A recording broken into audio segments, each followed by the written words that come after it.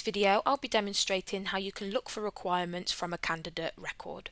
So firstly, make sure you're on a candidate record that you'd like to look for requirements for, and then if you go up to where it says submit and hover over that and select search for requirements, it will take you through to the search section within Colleague,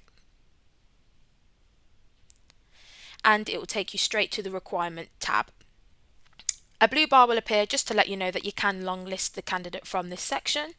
If you'd not like to see this again, select the tick box next to don't show me this message again and select OK.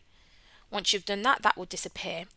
And if you go down to the option where it says job title and select that, and in the text box type in the job title that you're looking for, so manager, and select enter, a count will appear with all the requirements that have manager in the title.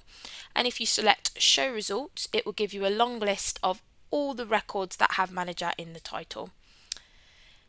If you select the applicable requirement that you'd like to long list this candidate to, and then select the long list option along the top, a blue bar will appear basically letting you know that that was successful. And if you select OK, it will take you straight back to the candidate record. There you are, and I hope this helps.